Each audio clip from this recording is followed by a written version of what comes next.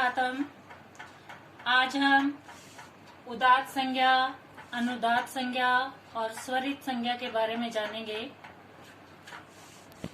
तो हमारा है सूत्र उच्चई उदात्त। कि उच्चई उदात्त किसे कहते हैं? कि मुख में जो तालु आदि वर्णों के उच्चारण स्थान है, उनमें से उच्च भाग में वायु के टकराने से जो स्वर उत्पन्न होते हैं वह उदात्त होते हैं। जैसे मंत्र है हमारा एक, आ ये तन्वंती। आ और ये दोनों स्वर उदात्त है। आ और ये दोनों स्वर उदात्त है।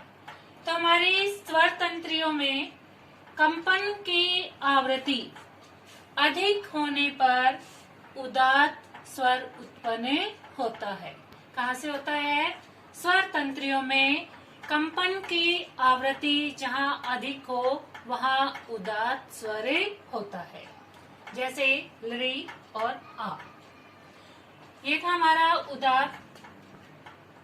तो अब हमारा आगे अनुदात्त संज्ञा की अनुदात्त संज्ञा किसे कहते हैं? हमारा सूत्र है नीचई अनुदात्त। कि तालु आदि स्थानों में नीचे के भागों में उत्पन्न हुआ जो अच या स्वर होता है वह अनुदात्त कहलाता है। जैसे अर्वांग, कि इसमें अर्वांग में ए अनुदात्त स्वर है। तो हमारे स्वर तंत्रियों में कंपन की आवृत्ति कम से कम होने पर अनुदात्त स्वर उत्पन्न होता है और अक्षर के नीचे पड़ी रेखा अनुदात्त कहलाती है। तो अनुदात्त में तो हमारी आवृत्तियां जो है उनका कंपन जो है वो कम होता है और उदात्त में हमारी स्वर तंत्रियों का जो कंपन है वो अधिक होता है। इससे आगे हमारा समाहारय स्वरित।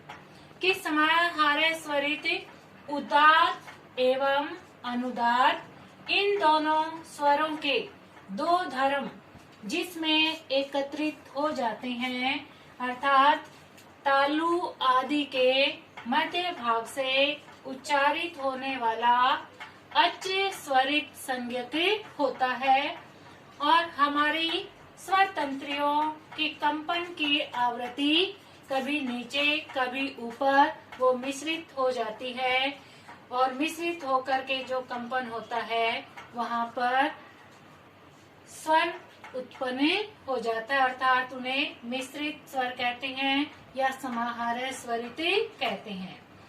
तो उदाहरण के लिए अक्षर के सिर पर खड़ी रेखा होती है।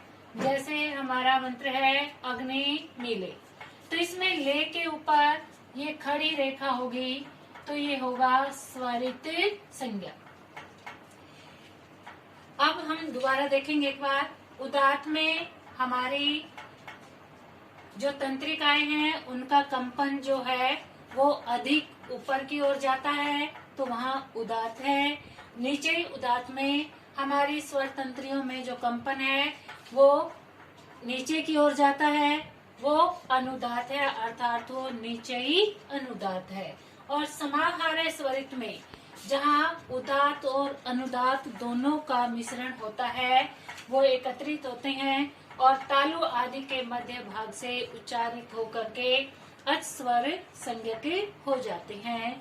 तो ये हमारी 3 संज्ञाएं थी, उदात्त, अनुदात्त और स्वरित संज्ञा। धन्यवाद।